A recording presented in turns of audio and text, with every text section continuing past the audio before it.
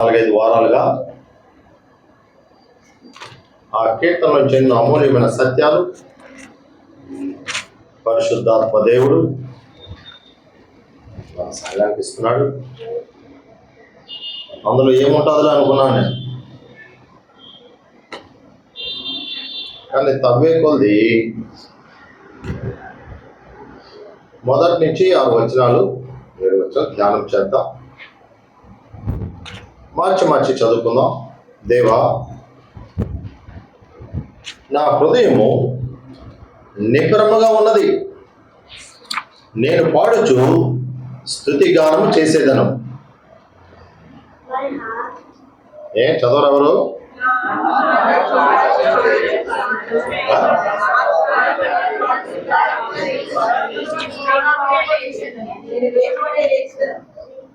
ఇక్కడ లేరా మీరు?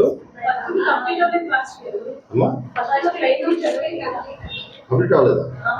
ఓహో, నా ఆత్మ పాడుచు గానం చేయనదా? మంచిది. 3వ వచనం, జనుల మధ్య నీకు కృతజ్ఞతాస్తుతులు చెల్లించెదను, ప్రజలలో నిన్ను కీర్తించెదను.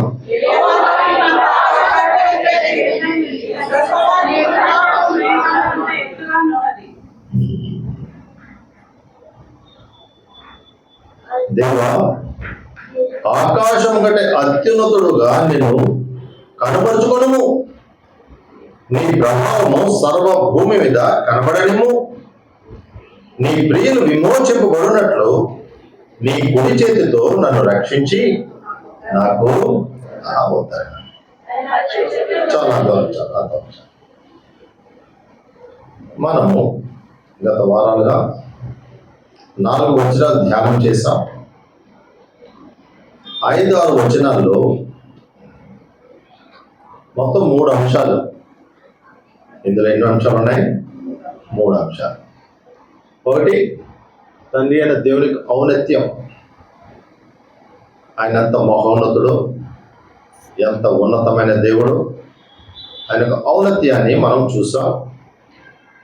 2, ఆయన కుమారుని యొక్క ఔన్నత్యం. ఆయన కుమారుడైన యేసుక్రీస్తు యొక్క చాలా గొప్ప సుమ. మనం ఏదో మామూలుగా అనుకుంటా ఉంటాం. మార్కు సువార్త కొంతవరకు బయలుపరిచాడు దాన్ని. ఆయన పరమునకు చేర్చబడి దేవునికి అప్పగించిన పనంతా సంపూర్తి చేసి జయోత్సాహముతో ఎక్కడికి వెళ్ళిపోతున్నాడు? ఆయన ఇంటికి వెళ్తున్నాడు పరమునకు. మరి ఎటువంటి వెల్కమ్ ఆయనకి లభించుంటుందో మనకి జస్ట్ కొంచెం ఊహించుకుందాం కదా. ఒక క్రికెట్ టీము ఏదైనా ఒక వరల్డ్ కప్ కొట్టిందంటే వాళ్ళకి ఎటువంటి వెల్కమ్ మన ఇండియాలో ఎయిర్పోర్ట్ నుంచి ఊళ్ళతో వాళ్ళకి ఎంతో ఆహ్వానించి వాళ్ళని ఎంతో కనపరుస్తారు.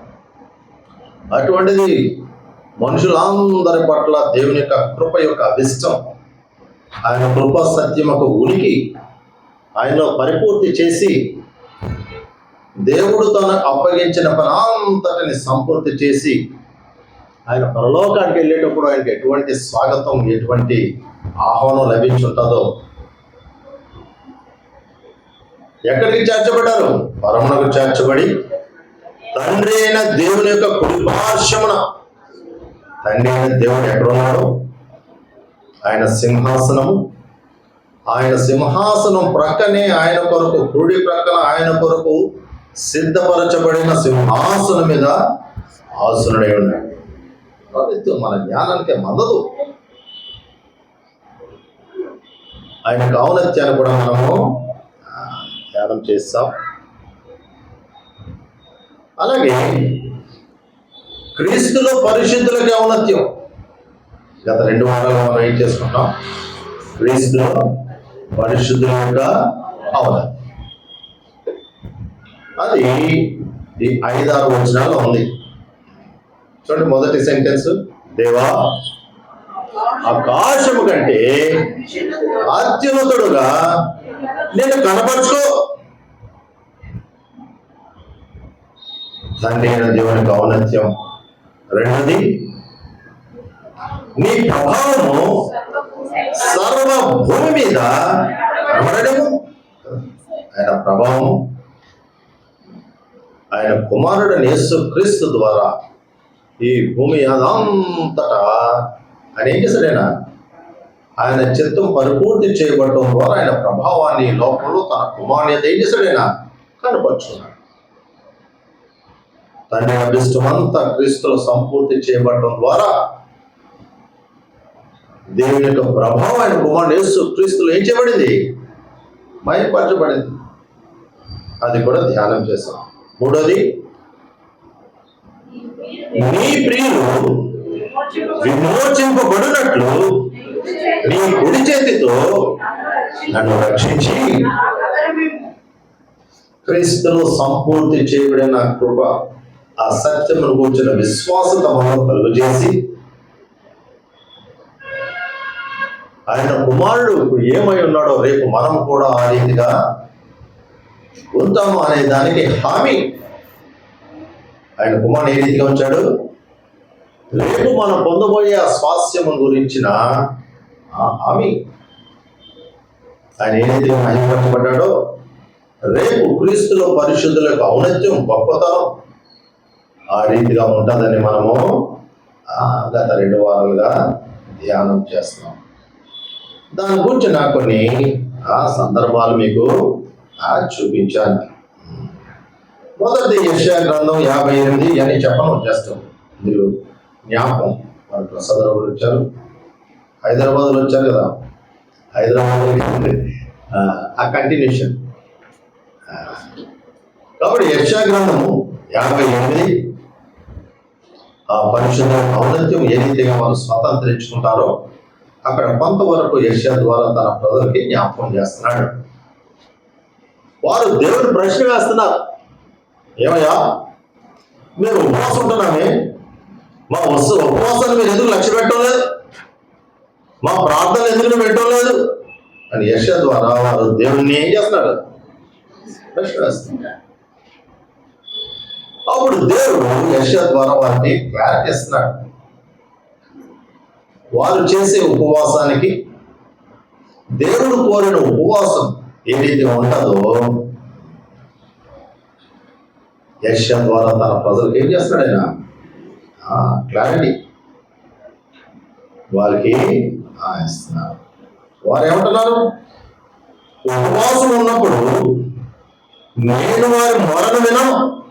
వారు కోరిన విధంగా వారు ఉపవాసం చేస్తే నేను వారి మొరను ఏం చేయను. ఇంకా వాళ్ళు ఎలా చేస్తున్నాడు ఉపవాసము? ఇదిగో నేను సెలవించినది ఏమనగా అన్యజనుల ఆచారములు అభ్యసింపబడి, వాళ్ళు చేసినట్టు వాళ్ళ ఫ్యాషన్ మీరు వాళ్ళు చేసినట్లు మీరు ఉపవాసం చేసి నేను చెప్పినట్లు చేయకుండా వాళ్ళు ఏమంటున్నారు దేవుణ్ణి? ఏమయ్యా మాట ఉపవాసం ఉంటే నువ్వు పెట్టడం లేదు, ఎందుకు చూడటం లేదు, లక్ష్య పెట్టడం లేదు అని వారు దేవుణ్ణి. అప్పుడు వారు 8వ వచనంలో 7వ వచనం, మీరు అలాగూ చేసిన ఉందా? అది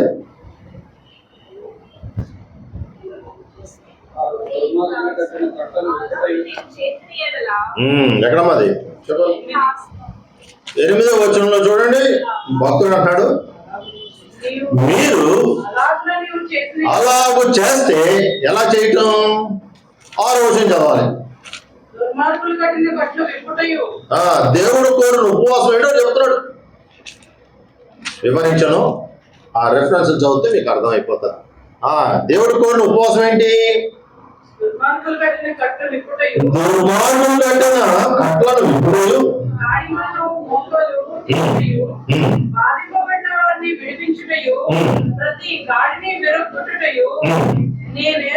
నేను ఏర్పరచుకొని ఉపవాసం కదా, నీ ఆహారం ఆకలి కొనిన వారికి పెట్టుటయు, నీ రక్త సంబంధికి ముఖము త్రిప్పుకొనుటయు, దిక్కుమాలిన బీదలను ఇంట చేర్చుకున్నటయు, వస్త్రహీనుడు నీకు కనబడినప్పుడు నేను పూర్ణ ఉపవాసం. రేపు ప్రభువుని అడుగుతారట, అయ్యా నువ్వు ఆకలి కొంటే నేను ఎప్పుడు నీకు అన్నం పెట్టాను? నీకు వస్త్రం ఏమో, నీకు ఎప్పుడు వస్త్రం కప్పాను నేను?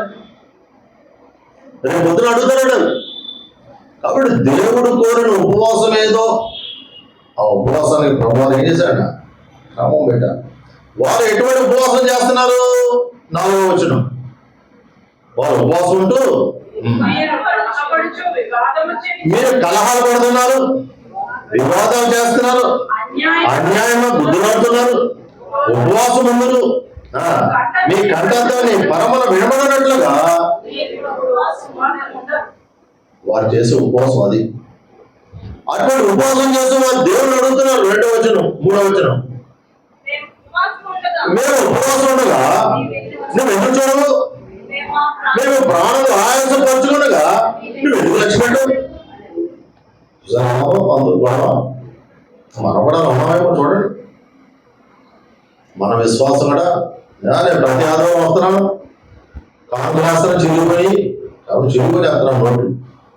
అలాగే నీకు శాపం వస్తుందా? ఎక్కిపోయినా పర్వాలేదు, ఎవరు ఏమన్నాడు మిమ్మల్ని?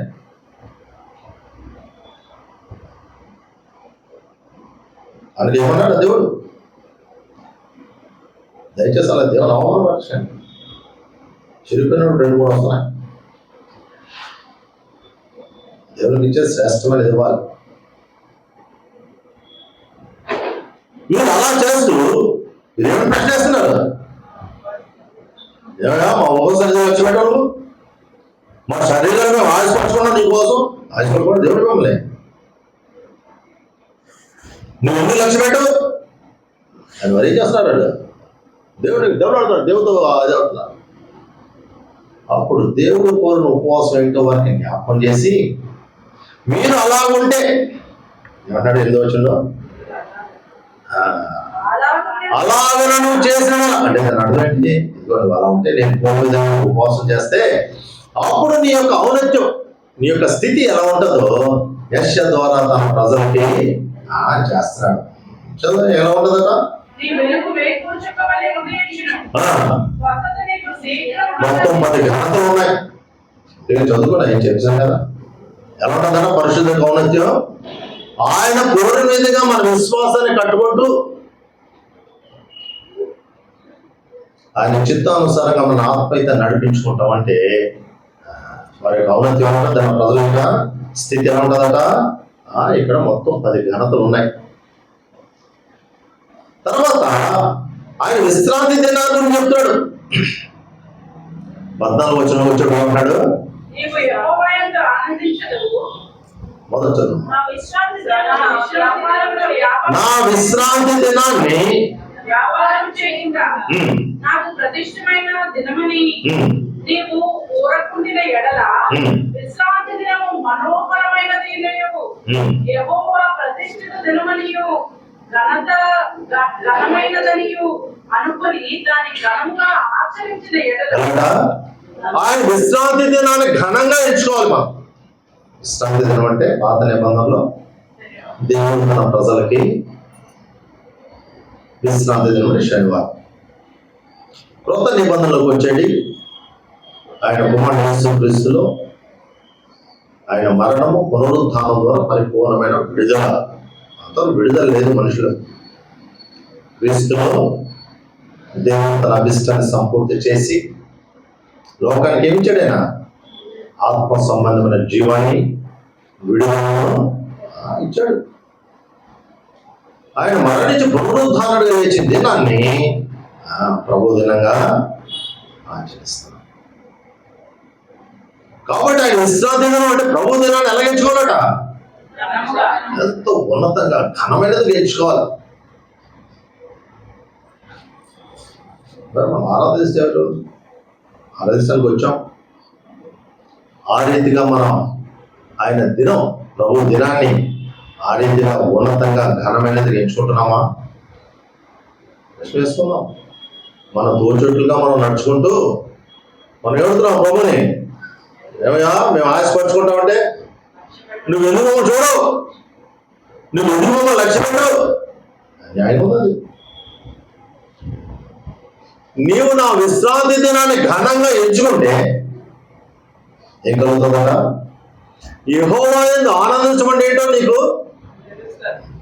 ఔన్నత్యం. ప్రతి దానికి ఒక క్లాస్ ఉంటుంది.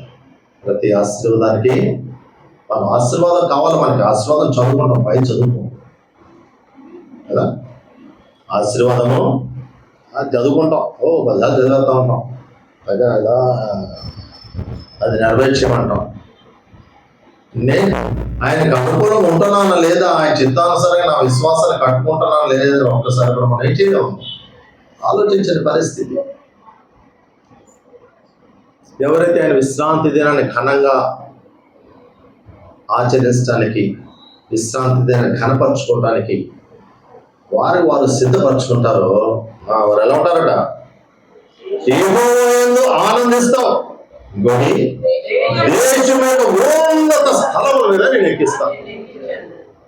అదే ఏదో ప్రైమ్ మినిస్టర్కి హత్తడం కాదు సుమా, ఉన్నత స్థలం మీద ఎక్కిస్తానంటే రేపు ఇప్పుడు మన ప్రభు ఎక్కడున్నాడో మనం కూడా రేపు ఆత్మ సంబంధమే, లోక సంబంధంగా ఉంది, ఎట్లా అప్లై చేసుకోకూడదు, ఆలోచించకూడదు. దేవుడు వాగ్దానం ఇచ్చాం, దేవుడు ఉన్నత స్థలం ఎక్కిస్తాను అక్కడ వాగ్దానం ఇచ్చామనుకోండి, అదే దాని అర్థం కరెక్ట్ అయిపోతున్నారు అండి. అసలు అలా ఉదయాన్నే ఆలోచించు. మన విశ్వాసాన్ని ఆ రీతిగా నడిపించుకుంటామంటే, విశ్రాంతి దాన్ని ఘనంగా మనం ఎంచుకుంటే యెహోవా యందు ఆనందించడం ఏంటో ఈ భూమి మీద మనకి తెలుసుకున్నది. ఎంతోమందికి లేని కృపాది.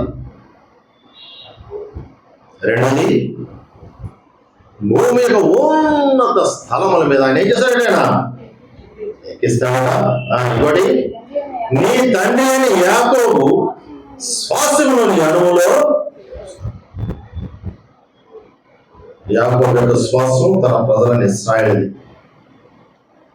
విశ్వాసులైన స్వాస్థ్యము ఆయన కుమారుడు యేసుక్రీస్తులో పొందబోయే ఆ గొప్ప మహిమ గల పట్టణం. ప్రభువున్నాడు, నేను మీకు వెళ్ళి స్థలము సిద్ధపరిచినడలా నాతో ఉండుటకు నేను మరలా వచ్చి నేనేం చేస్తాను. కాబట్టి విశ్వాసానికి క్రీస్తులో శ్వాసమేది రేపు మనం పొందబోయే ఆ మహిమ గల పట్టణం. కాబట్టి ఎవరైతే ఆయన విశ్రాంతి దినాన్ని ఉన్నతంగా ఘనంగా ఎంచుకుంటారో, చెప్పండి, ఇవన్నీ మనం ఆరాధించినప్పుడు మనం ఏం చేయాలి, మనకి అప్లై చేసుకుంటూ అయ్యా నీకెన్నో స్తోత్రాలు అని మన నోటితోటి పలకాలి. అదే ఆరాధన. మీద చేయకండి, సంఘ కాపాడండి, లేకపోతే అది కాపాడండి, ఇది కాపాడండి. అది ఇంట్లో చేసుకునేది, వ్యక్తిగతంగా చేసుకునే ప్రార్థనలు అందరి కోసం. ఇప్పుడు మటుకు ఇది చాలా విలువైన ఒక విశ్వాసం. క్రీస్తును మనం పొందబోయే గొప్ప ఔన్నత్యం, ఆ గొప్ప స్థితిని బట్టి మనం ఆనందిస్తూ మనం ఏం చేయాలి, ఆత్మతోటి సత్యముతోటి. అంటే దాని అర్థం ఏంటి,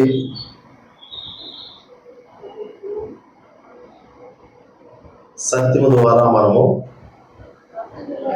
స్వతంత్రంగా చేయబడుతున్నాం. పరిశుద్ధాత్మ ద్వారా నూతన స్వభావం మనలో నూతన స్వభావం ఎవరి ద్వారా కలిగింది, పరిశుద్ధాత్మ దేవుడు మనలోకి రావడం ద్వారా మనం ఏం చేయబడుతున్నాం, నూతన సృష్టి, నూతన స్వభావం ఉండాలి. ఆత్మతో సత్యముతో ఆరాధించడం ఏంటి, పరిశుద్ధాత్మ దేవుడు ద్వారా కలిగిన నూతన స్వభావము. రెండోది, సత్వ ద్వారా పరిపూర్ణమైన స్వతంత్రత. ఇంకా ఎటువంటి బానిసత్వానికి నీకు, ఎందుకంటే అవన్నీ క్రీస్తులు ఏం చెప్పాడే, పరిపూర్ణంగా ఆయనలో సమస్తాన్ని సంపూర్తి చేశాడు. సమస్తాన్ని కొట్టివేసి ఆయన విశ్వాసం ఉంచిన స్వతంత్రులుగా చేసేస్తాడు. అంతవరకు మనం పాపం అనే దాస్యంలో, మరణం అనే కాడికతో ఉన్నాం. స్వతంత్రత అంటే ఏంటి, పాపం దాస్యంలో నుంచి ఇంకా మరణం కింద, మరణం అనే కాడి కింద నలిగిపోతున్నా నిన్ను నన్ను ఆయన కుమారుడు యేసు క్రీస్తుని ఆ స్థితి ఆయన పైన వేసి నేను స్వతంత్రంగా చేస్తాడు. ఆయన విశ్వాసం వస్తున్న ద్వారా దేవుడు నాకు అంటే దానిని సిద్ధపరచాడని ఒకరోజు విశ్వసిస్తారో మరి ఏం చేయబడుతున్నారు, స్వతంత్రులుగా.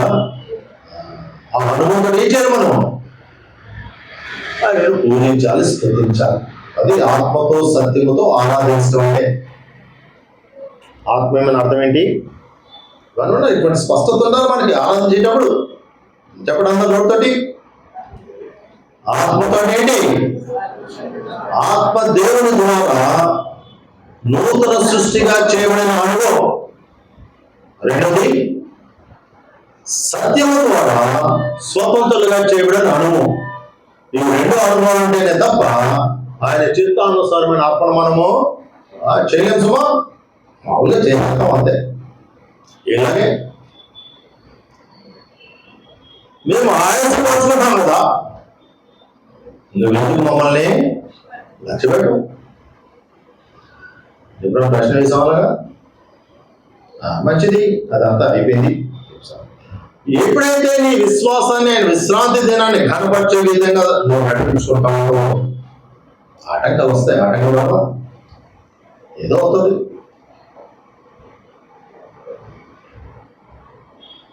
దేనికైనా ఎంచుకోవాలి. ఈరోజు ప్రభు దినం, నేను ప్రభు దినంలో ఏదో బంధువులకో లేదా ఇంకో దానికో దీనికంటే దానికి ఎక్కువగా ప్రియారిటీ ఇచ్చి ఆయన విశ్రాంతి దినాన్ని, ఆయన మందిరాన్ని నువ్వు నిర్లక్ష్యం చేసి దేవుని ఆశీర్వాదాలు ఎంచకూడదు. మనం వారు దోచట్లు వారు ఉంటున్నారు. వారికి ఏం కావాలి? ఆయన మేము నేను అనుకున్నాం, మమ్మల్ని లక్ష్య పెట్టడం లేదు, మా ఉపవాసం చూడటం లేదు, మేము గాయపరుచుకుంటున్నాం, మమ్మల్ని ఏం చేయడం లేదు, నువ్వు లక్ష్య పెట్టడం లేదు. దానిని యెషయా ద్వారా చక్కగా వాళ్ళని ప్రేమించి, ఇదిగో మీరు ఇలా ఉండండి, ఇలా ఉంటే మీ ఔన్నత్యం, మీ స్థితి ఎలా ఉంటుంది? ఇంటికి చదువుకోలేదండి. మనం చదువుతాం. విశ్రాంతి దినాన్ని ఎవరైతే ఘనంగా ఎంచుకుంటారో వారికి ఏమవుతుంది? యెహోవాను ఆనందించే స్థితి. దేవుని ఆనందిస్తున్నామంటే నీ జీవితంలో ప్రభు ఏం చేస్తున్నావు? ఘనంగా ఎంచుకుంటున్నావు అని అర్థం. రెండోది దేశం ఉన్నత స్థలం. ఆయన ఎప్పుడు అవమానపరిచేవాడు కాదు సుమా. ఆయన ఎప్పుడు నేను తలగా ఉంచుతానని ఏం చేయడు ఆయన. మూడోది రేపు క్రీస్తులో మనం ఏదైతే నిరీక్షణ కలిగి ఉన్నామో ఆయన ఎప్పుడు ఉన్నాడో నువ్వు నేను కూడా అక్కడ ఉండటానికి మన కొరకు ఒక స్వాస్థ్యము ఏం చేయబడుతుంది? సిద్ధపరచబడుతుంది. ఆ స్వాస్థ్యాన్ని మనం ఏం చేసుకుంటాం? స్వతంత్రం. అదొక సందర్భం. రెండో సందర్భము దానియేలు గ్రంథం. రెండో సందర్భం ఏంటి? దానియేలు గ్రంథంలో ఇదిగో మీరు బుద్ధిమంతులైతే వాళ్ళు ఎలా ఉంటారట? ఆకాశ మండలంలోని జ్యోతుల వలె ఆశిస్తారు. కాబట్టి ఈ లోకంలో రేపు పరలోకంలో కూడా వారి యొక్క స్థితి ఎలా ఉంటుంది? ఆకాశ మండలంలో జ్యోతులు ఏ రీతిగా ప్రకాశిస్తూ ఉంటాయి చూడముచ్చటగా ఉంటాయి. అలా ఉంటుంది మన స్థితి. ఎవరికది? నీ విశ్వాసాన్ని జ్ఞానంగా కాపాడుకుంటే.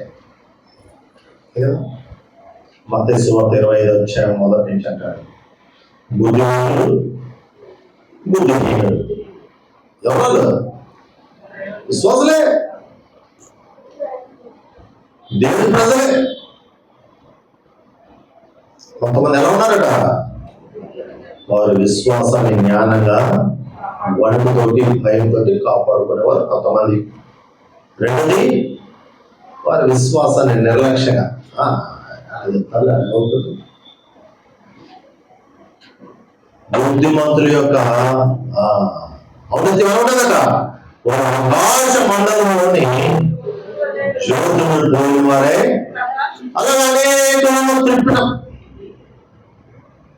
అనేకులను ఎవరు నీతిమంతులుగా తిప్పుతారో వారు ఏమంటారట? నక్షత్రాల వలె ప్రకాశిస్తారు. అది కావాలి. మూడోది హబక్కూకు కూడా ప్రార్థన చేస్తూ దేవుడు ప్రశ్నిస్తున్నాడు. హబక్కు గ్రంథం అంతా దాని తాత్పర్యం ఏంటంటే హబక్కు ఏం చేస్తున్నాడు? ఎందుకు లక్ష్య పెట్టు? నీ ప్రజలంతా హింసపడాల, ఆ శత్రువు అంతా ఎదురు కదా, నువ్వు ఎందుకు మరి లక్ష్య పెట్టు? దేవుడు ఆయన అనుమానం కూడా తీస్తే అప్పుడు ప్రార్థన ద్వారా తన విశ్వాసాన్ని హబక్కు అప్పుడు ఏమంటే ఎలా వచ్చాడు? ఇదిగో ఈ లోకంలో నాకు ఏమున్నా లేకపోయినా, లోకంలో శ్రమ వస్తాయి, శ్రమ రావా?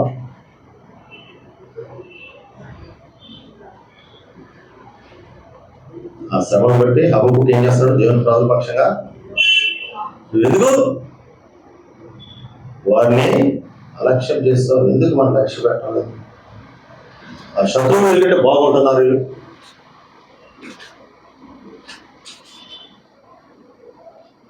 అప్పుడు హబక్కుకి దేవుడు అవన్నీ క్లారిఫై చేసి ఎప్పుడైతే ఆయన నేత్రం తెరిచాడో ఇప్పుడు తన విశ్వాసం యొక్క ప్రార్థన చేస్తూ అక్కడ ఏమన్నాడు? అంజూరపు అంటే దాని అర్థం ఏంటి? ఈ లోకంలో ఏమున్నా ఏమి లేకపోయినా నాకు పర్వాలేదు కానీ ఏం చేస్తాను? మన విశ్వాసం కూడా ఈ లోకంలో ఏది ఉన్నా ఏది లేకపోయినా సరే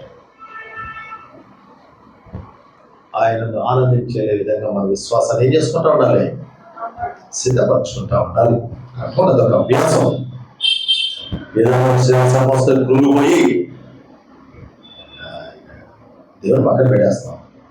ఎవరంటే సంవత్సరం ఎవరు శోధన వచ్చిందనుకోండి, శ్రమ వచ్చిందనుకోండి, అనారోగ్యం వచ్చిందనుకోండి, లేనితనం కలిగిందనుకోండి, ఏమన్నా మన విశ్వాసం ఏమన్నది? ఏంటి ఇలాగ అయిపోయింది, ఏంటి ఇలాగ అయిపోయింది, ఎంత ఉంటాను, ప్రార్థన చేస్తాను, తలలు వేస్తాను, ప్రార్థన చేస్తాను అంటే ప్రశ్నలు వచ్చేస్తాయి మనకు. ఎప్పుడైతే ఆయన బయట చూస్తామో మబ్బులు తొలగిపోయినట్లు అవన్నీ ఏమిపోతాయట. అప్పుడు పలుకుతున్నాడు. చదవండి మంచి మాటలవి. హబక్కు 3వ అధ్యాయం 17 నుంచి. అంజూరపు చెట్లు పూయకుండినను, ద్రాక్ష చెట్లు ఫలింపకపోయినను, ఒలీవ చెట్లు కాపు లేకపోయినను, చేతిలోని పైరు పంట రాకపోయినను, గొర్రెలు దొడ్డిలో లేకపోయినను, తాళలో పశువులు లేకపోయినను, నేను యెహోవాను ఏం చేస్తాను? అది నా రక్షణకర్త అయిన నా దేవుని యందు నేను సంతోషించదు. శ్రేష్టమైనవి క్షయము కాని నేనైతే యెహోవా యందు ఏం చేస్తానో ఆనందిస్తాను. ఏమంటాడు? నా రక్షణకర్త అయిన దేవుని నా యందు రక్షణకర్త అయిన దేవుని యందు నేను ఏం చేస్తాను? సంతోషిస్తాను.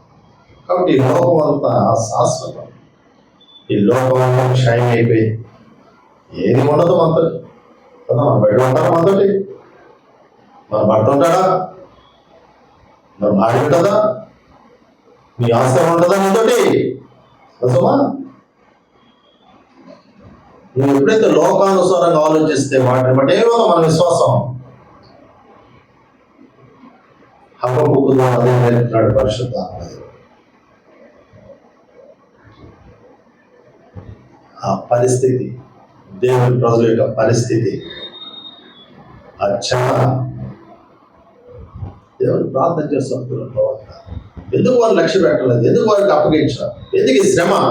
వారంతా బాగుంటారు కదా, వాళ్ళందరూ లోకస్తులందరూ అంతా బాగున్నారు కదా, ఎందుకు నాకే? ఎప్పుడైతే దేవుడు కళ్ళు తెరిచాడు, ఇప్పుడు ఏమొస్తున్నాడు?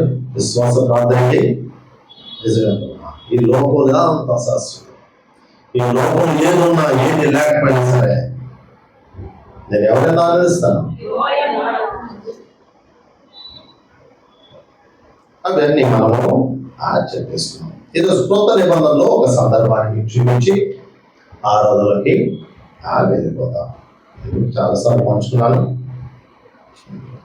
చూడండి, లూకా సువార్త 19:12.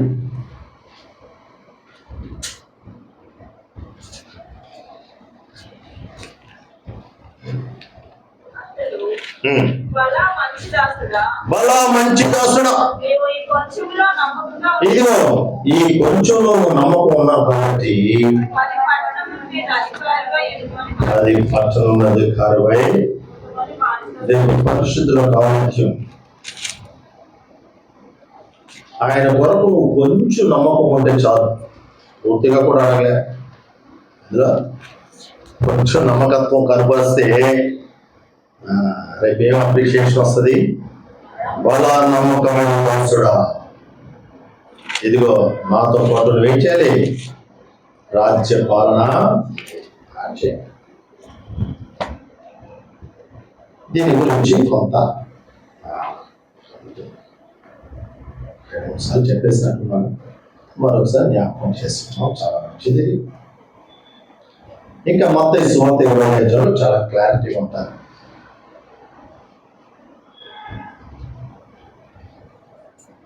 ఈ ఉపమానం ద్వారా దేవుడు తన కుమారుని లోకానికి ఎందుకు పంపాడు అనే ఉద్దేశము చాలా స్పష్టంగా ఈ ఉపమానం ద్వారా బయలుపరిచాడు. దేవుడు ఆయన కుమారుడిని యేసుక్రీస్తుని ఈ లోకంలో దేవుడు ఆయన కుమారుని పంపటం యొక్క దేవుని యొక్క ఉద్దేశము ప్రభు వారి ఉపమానం ద్వారా తన శిష్యులకి, ఆ శిష్యుల ద్వారా ఈ లోకాన్ని కూడా బయలుపరుస్తున్నాడు. ఆయన మొదటి రాకడ, ఆయన మొదటి రాకలు ఎలా వచ్చాడు ప్రభు వారు?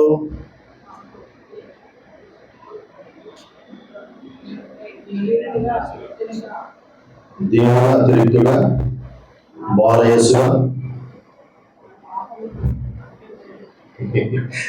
అలాగే ఆలోచించాడు ప్రభుని బాలయేసాను. అలాగే చూడకూడదు, అలాగే వచ్చాడు. అలా కాదు. యోహాను సువార్త 14 ఆత్మపూర్ణుడై ఆయన ఈ లోకానికి దేవుడు ఏ రీతిగా పంపాడో చెప్తున్నాడు. మన ప్రభువాన్ని ఆత్మీయంగా మనం చూడాలి. ఏ రీతి పంపాడా? ఆయన కృప సత్యం యొక్క పరిపూర్ణత శరీరధారంగా మన మధ్య నివసించాడు.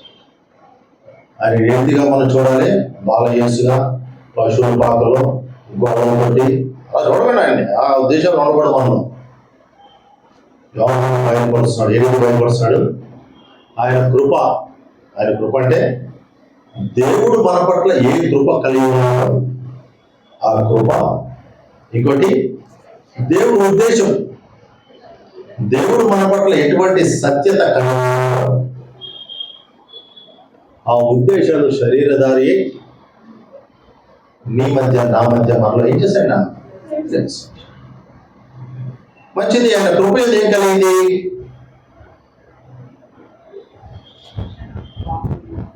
ఆయన కృప మనకి ఏం కలుగుతుంది?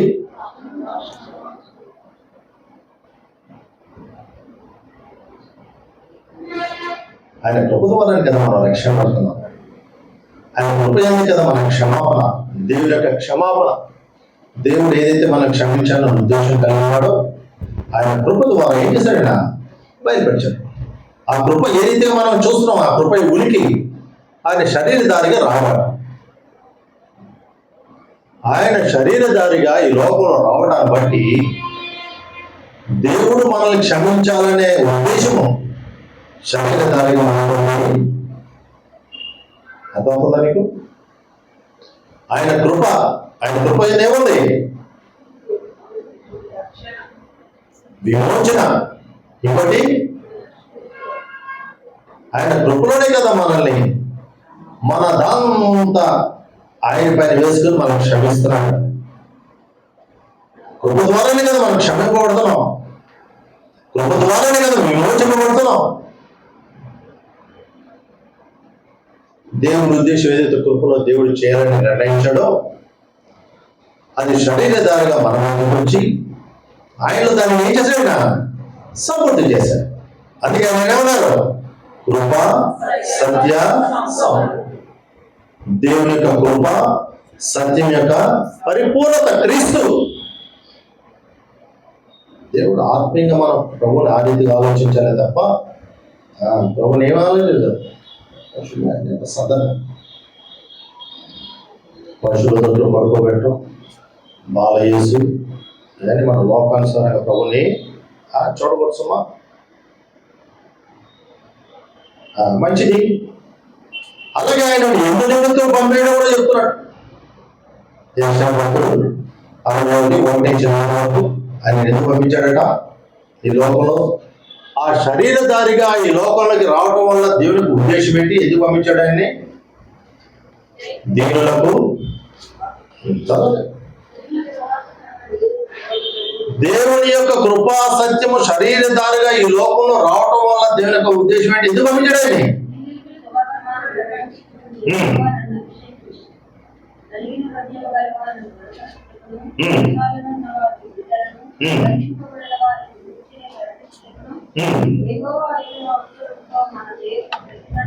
కాబట్టి దేవుడు ఆయన కుమారుని లోకాన్ని ఎందుకు పంపించాడట?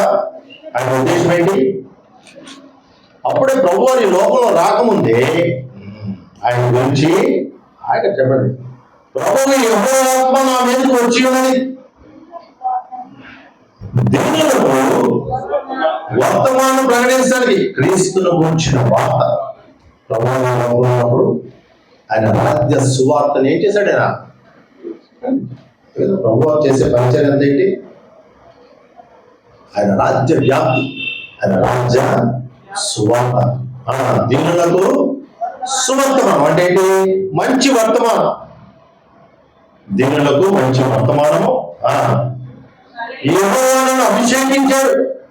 ఇంకోటి, నలిగిన హృదయము గలవారిని దృఢపరుచుటకు, నలిగిన హృదయం గలవారిని దృఢపరుచుటకు. మూడోది, చెరలో ఉన్న వారిని విడుదల. అంటే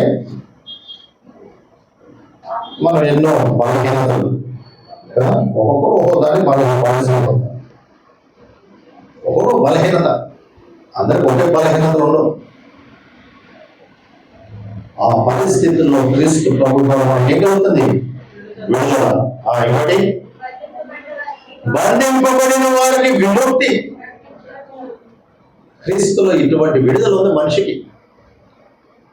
క్రీస్తులో ఇటువంటి విడుదల మనుషులు కలుగుటకు ఆయన శరీరధారిగా ఈ లోకానికి వచ్చాడు. అలాగే ప్రకటన గ్రంథము ఏదైతే ఇప్పుడు మనం చదువుకున్నామో దాన్ని లూకా సువార్తలో స్థిరపరుస్తున్నాడు. దేవుడు ఏ ఉద్దేశంతో ఆయన ఈ లోకాన్ని పంపాడో ఆయన క్రీస్తులో ఆ వాగ్దానం కానీ లేకపోతే తన వాక్ ఈ లోకాన్ని పంపబడిన దానిని ఆయన కుమారుడు యేసుక్రీస్తు ఏం చేశాడండి? స్థిరపరిచాడు. లూకా సువార్త 4వ అధ్యాయం 14 అన్నాడు. అప్పుడు యేసు ప్రభువారు 30 సంవత్సరాలు తల్లిదండ్రులతో ఉన్నాడు. 3 సంవత్సరాలు ఆయన పరిచర్య ప్రారంభం. ఆయన పరిచర్య ప్రారంభంలో ఇప్పుడే ఆయన ఏం చేశాడు? 40 దినాలు ఎవరికి అప్పగించాడు? దేవుడు శత్రువుకు అప్పగించాడు. 40 దినాలు ఆయన పరిచర్యలో సిద్ధపడు. ప్రభువారు ఆయన పరిచర్యగానే రెండు వచ్చేలే. 40 దినాలు ఎవరితో చదువుపడ్డాడు? అడవిలో ఉన్నాడు. అయిపోయిన తర్వాత ఇప్పుడు ఆయన వస్తున్నాడు. మొత్తం అవన్నీ జయించుకుని చదువుతాం. అప్పుడు యేసు ఆత్మ బలముతో, మీరు చదువుకోండి. ప్రభు ఆత్మ ఆయన ఏదైతే దేవుడు ఆయన బలపరచాడు పరిచర్య వరకు అవన్నీ అయిపోయింది. జయించాడు. ఇప్పుడు పరిచర్యకి వచ్చేసాడు.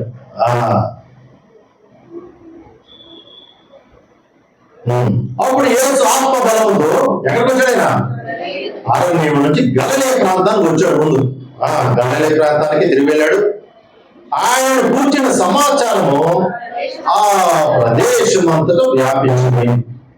ఎప్పుడైతే ప్రభు ఆ గలిలయ ప్రాంతానికి వచ్చాడో ఆత్మపూర్ణుడై ఆ ప్రభు గారిని కూర్చున్న ఆ ప్రచారం ప్రాంతం ఏం చెప్పబడింది? వ్యాపించింది. ఆయన అందరి చేత ఉంది. వారి సమాజ మందిరంలో ఆయన బోధిస్తూ మొదలుపెట్టాడు. అక్కడ సమాజ మందిరం ఏం చేశాడు? అప్పటి నుంచి ఆయన రాజ్య సువార్తను గురించి బోధించడము మొదలు పెట్టాడు. తర్వాత ఏమైంది? ఆయన తాను పెరిగిన నజరేతుకు వచ్చాడు. అక్కడి నుంచి తన వాడికి చెప్పిన విశ్రాంతి దినమందు సమాజ మందిరంలో వెళ్ళి కూర్చున్నాడు. వెళ్ళి కూర్చున్నప్పుడు అక్కడ వచ్చిన వాళ్ళకి ఏం చేస్తారు? ఒక పత్రిక, ఒక గ్రంథం చదవడానికి ఇస్తాను. చదవండి. తన వాడికి చెప్పిన విశ్రాంతి దినమందు సమాజ మందిరంలోకి వెళ్ళి చదవటమే నిలిచి ఉండగా ప్రవక్త యెషయా గ్రంథం అతని చేతికి ఇవ్వబడింది. ఎవరికి? ప్రభు చేతికి ఇవ్వబడింది. ఆయన గ్రంథం ఇవ్వగా ఇప్పుడు దేవుని ఉద్దేశం ఆయన ఎందుకు ఈ లోకాన్ని పంపాడో యెషయా ద్వారా ఎప్పుడైతే బయలుపడ్డాడో 600 సంవత్సరాల క్రితం, ఇప్పుడు ప్రభు వారి నోటి మాటలో అప్పుడు చదవండి.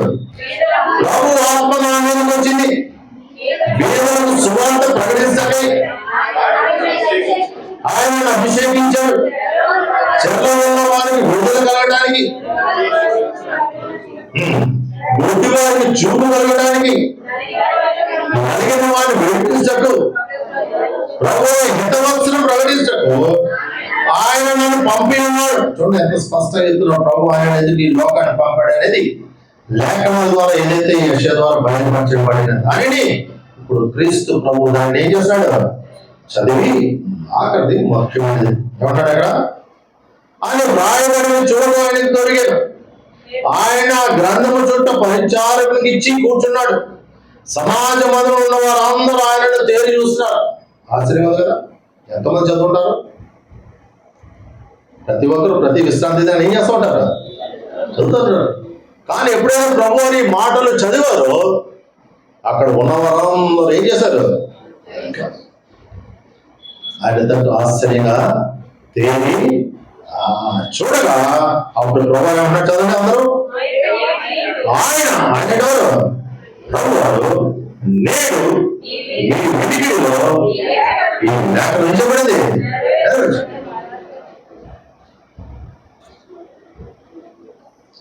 దేవుడు ఆయనను కృపా సత్య సంపూర్ణుడుగా ఎందుకు ఈ లోకాన్ని పంపాడు అనేది 600 సంవత్సరాల ముందే యెషయా ద్వారా ఏదైతే ప్రకటింపబడిందో దేవుడు ఆయన కుమారుడు యేసు క్రీస్తులో దాన్ని ఏం చేశాడు?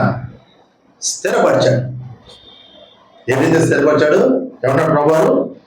నేను మీ వెనుకడిలో ఏం చేయబడింది? పరిపూర్తి చేయబడింది. మీ ఎదుట ఉంది.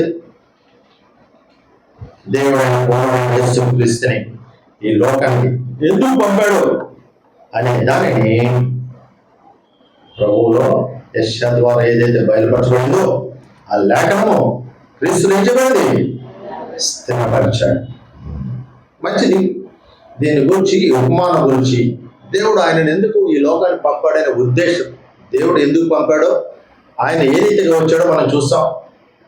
ఆయన ఏ రీతిగా లోకాన్ని పంపడ్డాడు? కృప సత్య ఆయన మొదటి రాకడ యొక్క స్పష్టత ఉండాలి మనకి.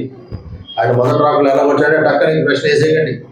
బాగా వేసి కింద లేకపోతే ఏంటిది అత్తుంటే మా టాకెట్లో క్రిస్మస్ చేస్తూ ఉంటారు. అందరు క్రిస్టియన్స్ వాళ్ళందరూ ఆఫీస్ పిలుస్తారు. అలాగే చేస్తారు. మీరు చేస్తారా? ఏదైనా మీ హాస్టల్లో తొట్టెట్టావు ఎప్పుడైనా? ఏం చేస్తారు? గడ్డి తీసుకొచ్చి ఆ చిన్న చిన్న బొమ్మలు, గొర్రె బొమ్మలు, మేక బొమ్మలు అన్ని తీసుకొచ్చి చుట్టూ పెట్టి ఓ తొట్టెట్టి ఆ చిన్న బాల్ని కూర్చోబెట్టి మనం ఆ రీతిగా చూపిస్తున్నాం ప్రభుని. చేస్తున్నాం ప్రభు అటువంటి దృష్టి ఉండదు ప్రభు అంటే. ఆయన ఏదైతే పంపాడట యోహాను చెప్తున్నాడు స్పష్టంగా. దేవుని యొక్క కృప, ఆ సత్యం యొక్క పరిపూర్ణత శరీరంగా మన మందికి ఆయన ఏ ఉద్దేశంతో పంపబడ్డాడు? ఆయన ఎందుకు పంపించాడు? బీదలకు సువార్త ప్రకటించడానికి, నలిగిన హృదయాన్ని, బంధింపబడిన వారిని నేడు మీ వెనుకలు నిలిచబడింది స్థిరపరచండి. మంచి. ఇప్పుడు దేవుని ఉద్దేశం ఈ ఉపమానం ద్వారా దేవుడు ఆయన కుమారుని యేసుక్రీస్తు ఈ లోకానికి ఎందుకు పంపాడో చక్కగా ఆ ఉపమానం ద్వారా దేవుడు తన శిష్యుల ద్వారా శిష్యులు చెప్పాడు. అలాగే శిష్యుల ద్వారా ఈ లోకాన్ని కూడా దేవుడు దానిని స్పష్టం చేశాడు. చూడండి మత్తయి సువార్త 20:19 ఉపమానం రూపంగా చెప్పేస్తాను, టైం అయింది. ఇక ఉపమానం ఏంటంటే ఒక మనుషుడు విత్తనాలు వెలుగుతాడు. ఎవరెక్కడ ఉన్నారైనా తన శిష్యులందరిని కూర్చోబెట్టి దేవుడు ఆయన కుమారుడు యేసుక్రీస్తు లోకానికి ఎందుకు పంపాడు, దేవునికి ఉద్దేశము ఈ ఉపమానం ద్వారా చక్కగా మనము అర్థం చేసుకోవాలి. ఒక మనుషుడు అంటే ఎవరు? ప్రభు. మనుషుడు ఎవరైనా దూర ప్రయాణం అంటే ఆయన పరలోకానికి వెళ్ళిపోతున్నాడు. ఇంకా వారం ఎక్కడికి వెళ్ళిపోతాడు? ఆయన పరలోకానికి వెళ్ళిపోతాడు. వెళ్ళిపోయే ముందు తన దాసుని పిలిచాడు. వెళ్ళిపోతే ఎవరు పిలిచాడు? తన దాసుని. దాసులు అంటే ఎవరు? పాస్టర్లా? క్రీస్తునందు విమోచింపబడిన వారందరూ ఎవరు? ఆయన దాసులే, ఆయన బిడ్డలే. ఈ లోకంలో క్రీస్తు రక్తంలో విమోచింపబడి పరిశుద్ధంగా ఉండటకు ప్రత్యేకింపబడిన సంఘం ఎవరు? ఆయన దాసులు. సుమా పాస్టర్లే కాదు, ఈ సంఘంలో నేను అందరూ దేవుడిని నీ సంఘం చేయించి ఆయన ఏర్పాట్లు పెంచుకొని దీన్ని విమోచించుకున్నాడంటే మనం ఎవరు సంబంధించిన వాళ్ళం? ఆయనకు సంబంధించిన తన దాసులు అంటే క్రీస్తునందు విమోచింపబడిన వారందరూ ఆయన దాసు. ఆయన అప్పగించిన ఆస్తి ఈ లోకంలో ఆయన కుమారుని యొక్క ఆస్తి. ఆయన రాజ్య సువార్త, ఆయన రాజ్య వ్యాప్తికే కదా ఆయన వచ్చాడు. ప్రభు ఎందుకు ఈ లోకానికి వచ్చాడు? ఆయన రాజ్య వ్యాప్తి కొరకు. అలాగే ప్రభు ఆహ్వానం అయిపోతే ఏం చెప్తున్నాడు వారికి?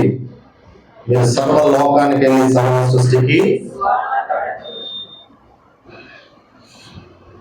అలాగే ఎప్పుడైతే క్రీస్తు యొక్క దేవుడు క్రీస్తు ద్వారా ఆయన రాజ్య వ్యాప్తికి ఎప్పుడైతే పునాది వేశాడో వాడి పత్రం కూడా స్టార్ట్ అయింది. లోకాసువార్త 10వ అధ్యాయం. తన 70 మంది శిష్యులు పిలిచాడైనా, 12 మంది కాదు. తన రాజ్య సువార్త అక్కడ ఎంతమంది ఉన్నారు? నమ్మకస్తులు 70 మంది శిష్యులు ఉన్నారు. వాళ్ళకి సువార్త యొక్క క్రమం, ఈ లోకంలో సువార్త ఎలా చేయాలని క్రమాన్ని ఇచ్చాడు. వారిని ఆయా ప్రదేశాలకు పంపించేశాడు. వారు ఆ పని అంతా ముగించి ప్రభు దగ్గరికి జయోత్సాహంతో సంతోషంగా వచ్చేశారు. వారు ప్రభు దగ్గర వచ్చాడు, చాలా సంతోషంగా వచ్చి, అయ్యా ప్రభా ఇదిగో నీ పేట ఏం చేశావు? దేవునికి ఒకటి సౌండ్ చెప్పదు. వారు సంతోషంగా మాట చెప్తుంటే ప్రభు ఏమన్నాడు అక్కడ? చూడండి, అది చాలా కీలకం. అప్పుడు ప్రభు ఏం చేస్తాడు? ఆత్మపూర్ణుడు ఏం చూస్తాడు? ఇక సాతాను మెరుగునే ఆకాశం నుంచి పడిపోవడం నేను. ఎప్పుడైతే ఈ లోకంలో ఆయన రాజ్య వ్యాప్తి గురించి పునాది పడిందో ఆయన శిష్యుల ద్వారా, వాడి మతాన్ని కూడా వాడి పతనం స్టార్ట్ అయింది అప్పటి నుంచే. కాబట్టి ఏదైతే ఆయన రాజ్య సువార్తకి క్రీస్తు ద్వారా పునాది వేయబడిందో ఆ ఆస్తిని ఎవరికి అప్పచెప్తున్నాడు? ఆ వ్యాప్తిని తన దాసులుగా అప్పగిస్తున్నాడు. తన దాసులు అంటే ఎవరు? అది ఎలా అప్పచెప్పాడో అది కూడా క్రమం ఉంది. ఎవరి సామర్థ్యాన్ని బట్టి వారికి ఇచ్చాడు పని. ఎవరి సామర్థ్యాన్ని బట్టి వాడు 10 తలాంతులు ఇచ్చాడు, వాడు 5 తలాంతులు ఇచ్చాడు, ఒకడు 2 తలాంతులు ఇచ్చాడు, వాడు 1 తలాంతు ఇచ్చాడు.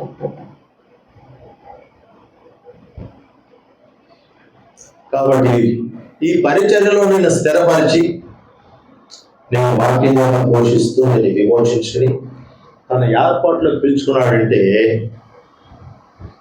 దేవుడు నీకొక పని అప్పగించాడు. ఏంటా పని? ఆయన రాజ్య వ్యాప్తి ఎవరితో జరగాలి? ఆయన దాసులు, అందుకే కదా నేను పిలుచున్నాడు, ఆయన ఏర్పాట్లోకి ఎందుకు పిలుచున్నాడు? ఆయన ఈ లోకంలో ఉపయోగించడానికి, ఈ లోకంలో వేడ ఉండడానికి, ఈ లోకంలో సుఖం ఉంచడానికి కాదు దేవుడు నీ ఏర్పాట్లు పిలుచుకున్నాడు. ఆయన ఆరోహణం అయిపోతూ వాళ్ళందరినీ అక్కడ నిలబెట్టి ఏం చెప్తున్నాడు? మీరు సర్వ సృష్టికి వెళ్ళి నా రాజ్య సువార్తను ఏం చదివారు? కాబట్టి ఆయన రాజ్య వ్యాప్తి యొక్క ఆస్తిని ఎవరి సామర్థ్యం బట్టి వారు పంచించాడు. నీ సామర్థ్యం ఏంటో ఆయన తెలుసు, నా సామర్థ్యం ఏంటో ఆయన తెలుసు. ఎవరి సామర్థ్యాన్ని బట్టి వారికి పని అప్పగించి ఆయన ఎక్కడికి వెళ్ళిపోయాడా? దూర దేశం పరలోకానికి ఆయన మళ్ళీ తిరిగి వస్తాడు. ఆయన మళ్ళీ వస్తాడు. అదే ఉపమానం. దేవుని ఉద్దేశం ఆయన కుమారుడు యేసుక్రీస్తు ఈ లోకాన్ని ఎందుకు పంపించాడు అనేది ఆయన ఉద్దేశం. నిజ ఉద్దేశము ఆయన రాజ్య వ్యాప్తి. ఎప్పుడైతే ఆయన రాజ్య వ్యాప్తి లోకంలో పునాది వేశాడో ఎవరు పక్కన స్టార్ట్ అయింది?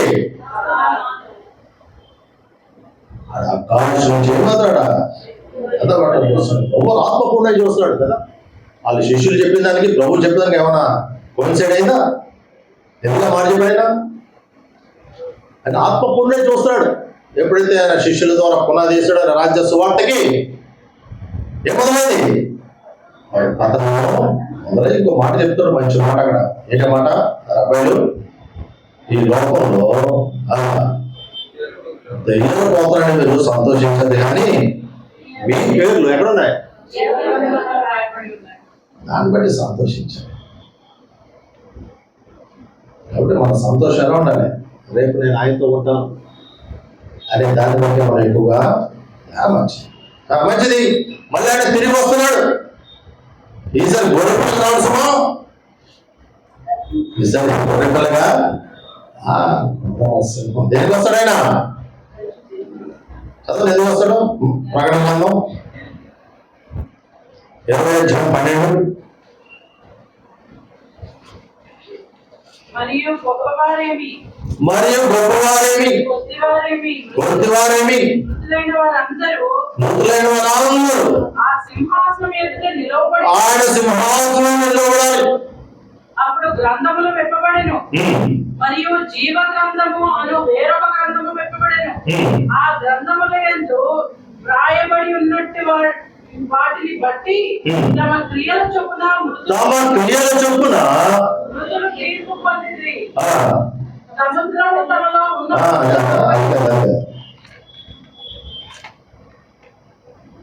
ఆయన దగ్గర జీవితం ఉందట. జీవ గ్రంథమందు వ్రాయబడినట్టు కనబడిన ఎడల అమ్మ ఒక్క నిమిషం. ఆయన దగ్గర ఏముందట? ప్రతి వానికి ఇవ్వటానికి జీతం ఉందట. పన్నెండమ్మా,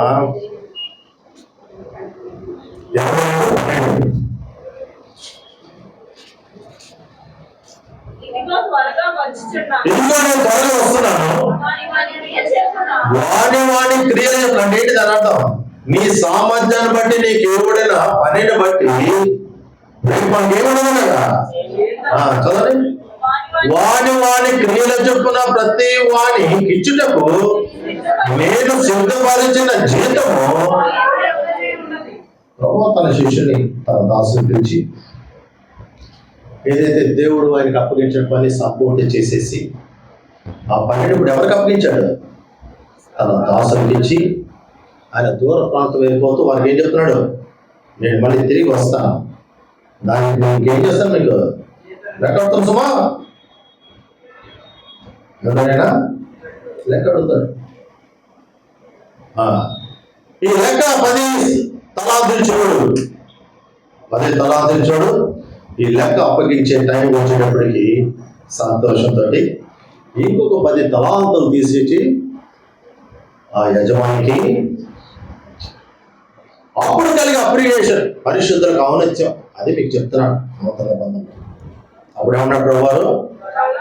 బాగా నమ్మకమైన దాసుడా, ఇదిగో కొంచెం నమ్మకున్నావు కాబట్టి నాతో పాటు ఏం చేయాలి?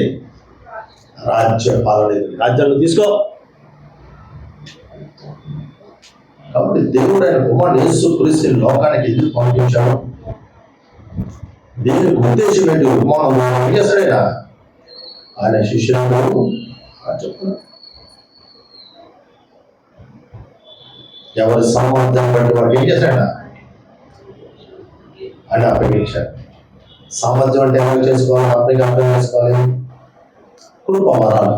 సామర్థ్యం అంటే ఏంటి? కృప. ఒక్కొక్కరికి ఒక కృపావరం ఉంటారు. ఒక్కొక్కరికి నీకు ఇవ్వబడిన సామర్థ్యం బట్టి ఇవ్వబడిన కృపావరాన్ని ఆయన మహిమార్థంగా వాడాలి. సంఘ క్షేమాభివృద్ధికి దాని గురించి ఏం కలుగుతాయి మనకి లెక్క అడగడానికి ఆయన మళ్ళీ దిగొస్తున్నాడు. నేను విమోచపడ్డాను, నేను రక్షింపడ్డాను. చాలా కోరుకోదు ఒకటో తలాంతో ఏం చేశాడు? చాలా నేను విమోచపడి ఇవన్నీ ఎవరు చేస్తానని చెప్పి దాన్ని తీసి ఏం చేశాడ? గుండె బాధ పెట్టాడట. మన విశ్వాసం ఉందేమో. నేను విమోచపడ్డాను చాలే అనుకోవటం లేసుమా. నీకు ఇవ్వబడిన సామర్థ్యము ఆయనకి మహిమార్థంగా వాడాలి. ఇంకోటి సంఘ క్షేమాభివృద్ధికి. మనం ఎన్ని ఆత్మలు తీసుకొచ్చు, ఎన్ని సంవత్సరాల నుంచి భద్రానికి వస్తాం. నీ విమోచకుబడి ఎన్ని సంవత్సరాలు అయింది? నువ్వు ఎన్ని ఆత్మలు రక్షించు ఆయన రాజ్య వ్యాప్తికి ఎంతవరకు ఉపయోగపడవు? నీకు ఇవ్వబడిన సామర్థ్యాన్ని బట్టి నీకు ఇవ్వబడిన కృపావరం ఎంతవరకు ఆయన వినియోగిస్తున్నావు? రేపు పొద్దున ఏం చేస్తాడైనా లెక్కడ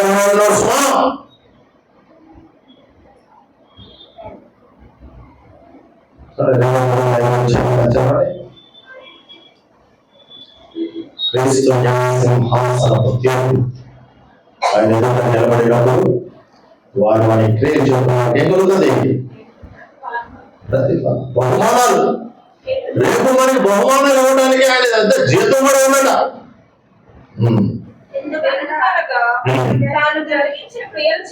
ఇందులో విశ్వాస అయినప్పటి నుంచి నువ్వు చేసే క్రియను బట్టి అది మంచిమైనను సరే చెడ్డమైనను సరే అది ప్రతి ఫలాన్ని ఏం చేయలేడా? ప్రతి వాడు పొందినట్లు క్రీస్తు న్యాయ సింహాసనం ఏం చేయాలి మనం?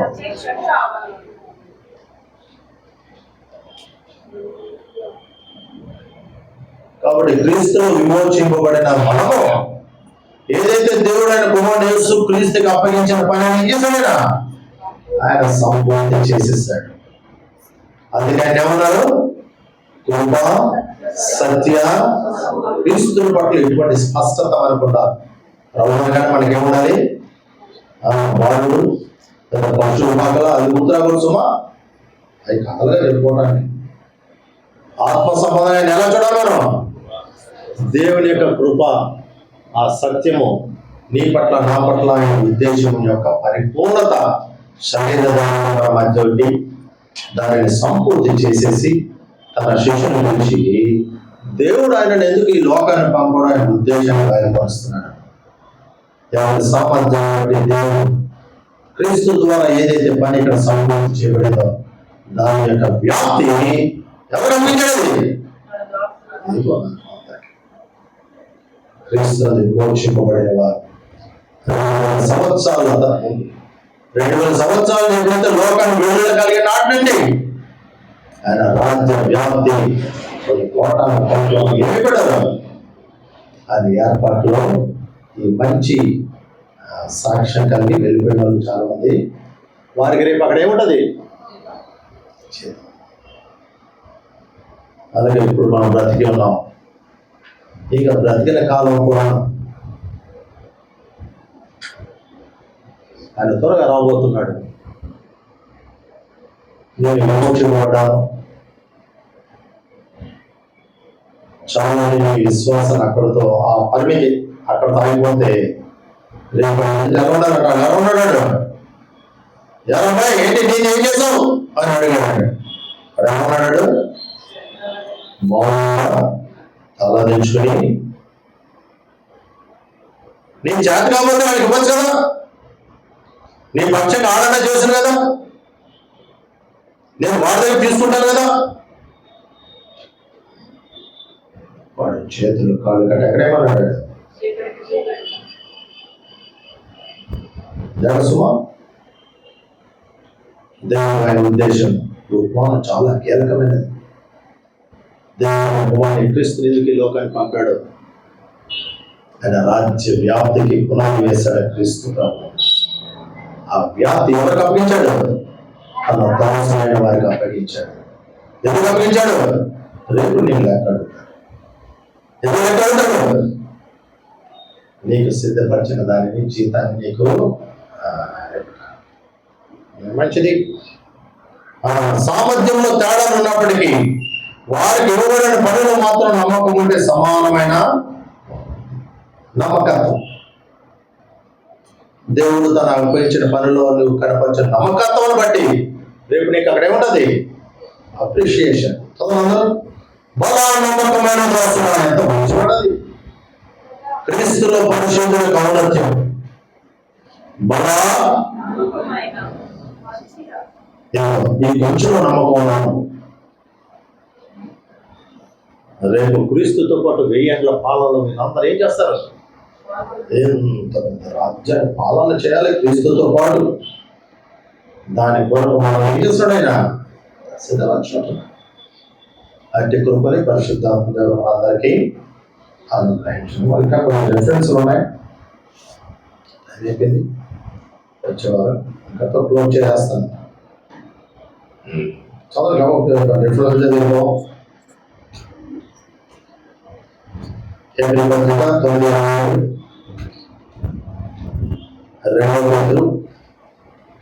2 3 చదవాలి. ఒకటో యోహాను 4:17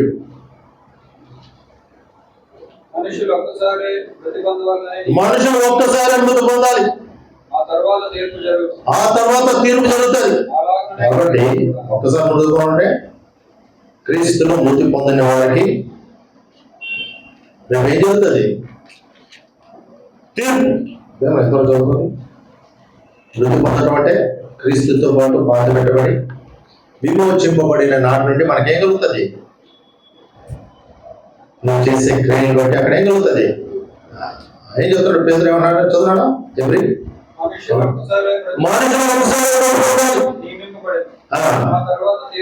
ఆ తర్వాత తీర్పు జరుగుతుంది. అలాగనే క్రీస్తు కూడా అనేక పాపములు భరించటకు ఆయన ఒక్కసారి అర్పింపబడి తన కొరకు కనిపెట్టుకుని వారి కొరకు పాపము లేకుండా రెండవసారి ప్రత్యక్షం. క్రీస్తులో మరణించిన మనము రేపు ఆయనతో పాటు మనం పరిపాలన చేయాలంటే ఆయన మనం తిరిగి ఏం చేస్తాం? తిరిగి 2 Petrus 3 ఆకాశంలో భూమిలో అగ్నిహీన తీర్పును నాశనంలో దేవుని వరకు అగ్ని వరకు నిరోధీయమైనదై అదే వాక్యం వల్ల భద్రం చేయవచ్చు. 2 Petrus అయితే ఇప్పుడున్న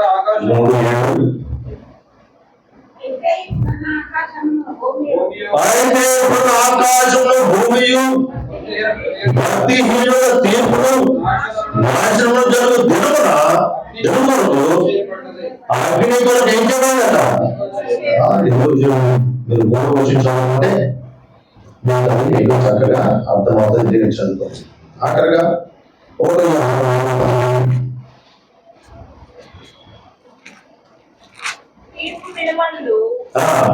ధైర్యం కలుగునట్లు ప్రేమ మనలో పరిపూర్ణం చేయబడి ఉన్నది. ప్రేమ మనలో ఏం చేయబడిందట? పరిపూర్ణం చేయబడి.